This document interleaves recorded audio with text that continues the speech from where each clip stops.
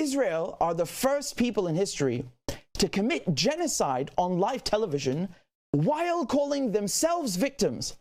You know, in the past, people who commit genocide, like the Nazis, the Ottomans, they would hide that because they knew what they're doing is evil.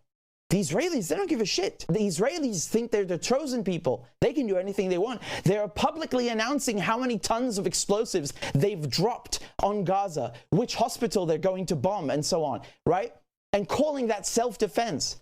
The Israelis are an occupying power. They don't have any right to self-defense. And they're even proposing to drop a nuclear bomb on Gaza.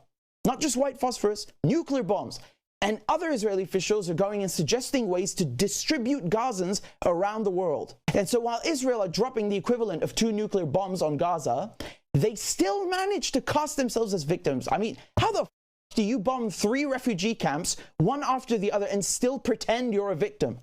Israel have killed more UN staff than any war in human history. More journalists have died in the last 4 weeks than in any conflict in the last 30 years. But of course, who's the victim? Israel. Always Israel. Bomb a hospital, bomb a church, bomb a mosque, bomb a UN school, Israel's the victim. Doctors have to use the flashlights on their phones to carry out operations because there's no electricity. But of course, Israel's the victim, right? Israel are such a victim, they managed to come up with imaginary victims like the 40 babies while they're murdering babies in Gaza, right? Who are the biggest group of Palestinians killed in the last 4 weeks by Israel? Children. Children under the age of 17. You know, the Israelis think they can use the excuse of, you know, hostages to try and justify genocide, but they don't give a shit about the hostages.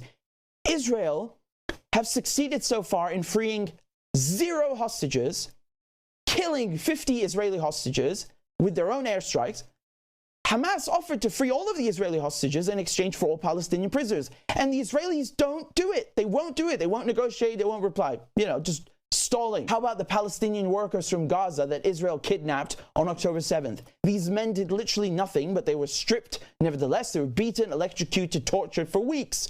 For weeks, the Israeli soldiers are literally posting videos on social media with blindfolded prisoners in the background. You know, they're just laughing and dancing while they are degrading people, committing a war crime. They just don't care, right? This is like Abu Ghraib on steroids. They're proud of what they're doing. The Israelis call Palestinians human animals, but they care more about animals than they do about Palestinians. No one is more anti-Semitic than Israel. Israel are killing Semites right this second. Arabs, Lebanese, Syrians, they're killing them. Killing Semites, and then they have the nerve to call other people anti-Semitic.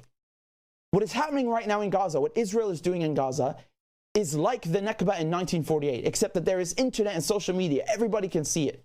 Everybody can see it. And the Israelis are just doing the killing by air rather than by land. I swear to God, every time people think or hear the name Britain or America, they want to spit in our faces for supporting these genocidal Israelis. You know, when the Holocaust happened, Germans claimed and pretended, oh, we didn't know that there was a Holocaust. And when the Native Americans were killed off by the millions and the slave trade was happening, people said, oh, well, you know, that wasn't me. That was a long time ago. Well, now you know about the Israeli genocide of Palestinians. You know about the genocide in Gaza. The whole world can see it. It's happening as we speak. And you must do something about it, because if you don't, history will judge you for it. Mark my words.